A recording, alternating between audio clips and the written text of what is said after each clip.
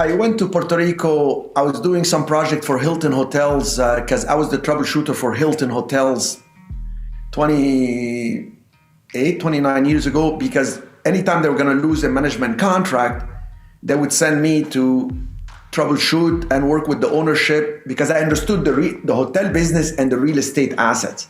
So I would go to the owners and was the liaison, if you will, between the owners and the management company. So they sent me to Puerto Rico. They were going to lose a deal, management contract on a hotel and casino in a place called Isla Verde next to the airport, at Embassy Suites Hotel and Casino.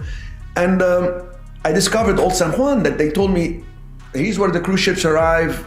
These historic buildings are the oldest historic buildings, the oldest historic zone under US flag. And there are a lot of tax benefits.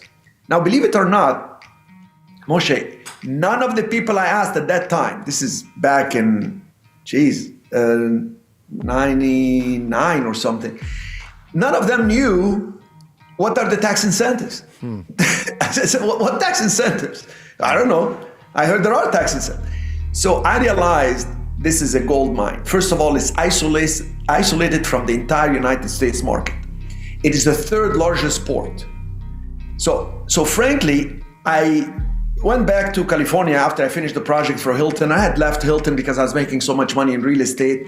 But the problem became in 2002, 2003, that I was paying so much in taxes. And I said, California, between federal and state, when you flip a property, it's 53.8% tax. I said, but there has to be a legal way to reduce taxes better than what I'm doing. And in talking to tax attorneys and strategists, everybody's telling me, go Cayman Island, Bahamas. I'm like, I don't go outside the United States. I am working within the US. Why would I go outside? I can't even control my ownership of a property outside the country. And I don't have to study the world. So then I went by myself to Puerto Rico and I started asking, and then I fell in love with the property because I started traffic from the cruise ship. Like, we're talking thousands of people walking by these buildings, credit card in hand, trying to shop, and there isn't enough shopping. So I bought the first building and I found out I don't have to pay property taxes. It's kind of reduced to a symbolic amount if you maintain the facade of the property and the inside of the property according to its original historic design. So I thought, that's pretty fun. How great is that? I can help the area, I can improve these places, and I bring big tenants. I started smiling and dialing, and I brought Tommy Hilfiger, Burberry, Coach, Sunglass Hut. I mean, it's been a bonanza. I mean, we took buildings that, the buildings weren't cheap to begin with. Like, buildings were 2 million to 5 million. It was very expensive because it's an island and they're not dumb over there. They know this is a historic zone. So, but then I took them and I improved them.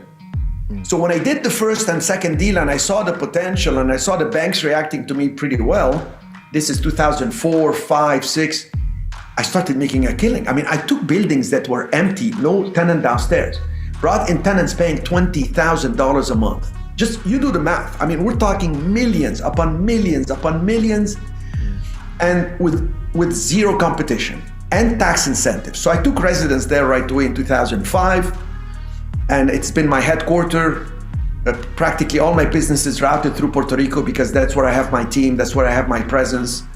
And then in 2012, they created true tax incentives to help the island because economically it wasn't doing well.